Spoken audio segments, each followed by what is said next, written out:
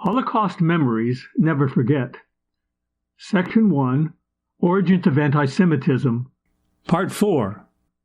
From Antiquity until Hitler Controls Germany via the Enabling Act, March 1933. Jews had been living in what we know as Germany since the time of Charlemagne, who died in 814 AD, and many of them were merchants whose business took them east into what later became Poland. Based on restrictive laws from the Roman Catholic hierarchy throughout Europe, Jews faced increasingly restrictive laws which sought to isolate them from Christian society. Along with random beatings, murders, and forcing them into crowded ghettos, some nations, including England, France, Spain, and Portugal, eventually expelled their entire Jewish population. During the Crusades, Jewish towns and villages in England and Europe were often razed and the population massacred by armies heading to the Holy Land.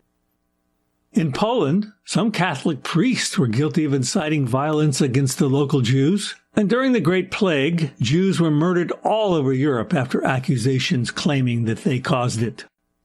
During the 17th and 18th centuries, many European nations, including Germany, loosened their restrictions on Jews and began the slow process of integrating them into normal society. During the 17 and 1800s, the Enlightenment was one of the factors which opened the door for Jews to assimilate in large numbers. Part of this assimilation took the form of converting to Christianity, but the inherent anti-Semitism of most Europeans never allowed them to accept these new believers into the Christian community. In Germany, another factor arose from the scientific world to stifle Jewish hopes of full acceptance. Eventually called racial anti-Semitism, it was a widely held belief that Jews originated from a separate and significantly inferior racial category, and that nothing they could ever do, including conversion, could fully remove their genetic makeup and finally be accepted. Additionally, the centuries-old belief by the Germanic people that they belonged to the Aryan race, and were thus vastly superior to all other ethnic groups, made Jews especially abhorrent. Two 19th century writers in Germany helped propel the false belief that Jews were racially impure and could never be accepted as true Germans. One was Heinrich von Treitschke, who died in 1896, and the other was Wilhelm Marr, who passed away in 1904. Von Treitschke was an historian, political journalist, and had become famous for several reasons, not the least for having written The History of Germany in the 19th century. However, he was most well known for a quote that spread across Germany and which resonated in millions of voices well into the 20th century. "The Jews are our misfortune." As Jews continued to assimilate into Germanic society and prosper in careers and businesses from which they had once been excluded, Germans who considered themselves ethnically pure grew alarmed and eventually angry.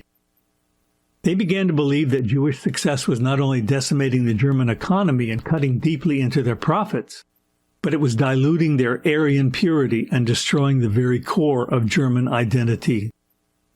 Adding his voice to millions of other Germans who were hoping to rid their nation of this foreign power, Wilhelm Marr wrote tracts and essays attacking Judaism in all its forms.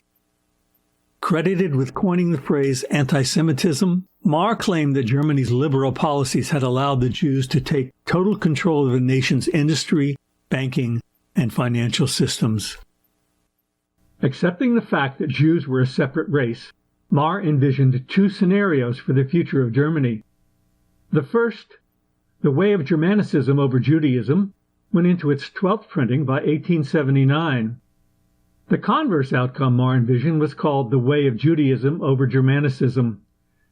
As a champion of the Germans' victory over Judaism, Marr worked hard to convince the German people that they had no choice but to eradicate the Jewish threat from their society.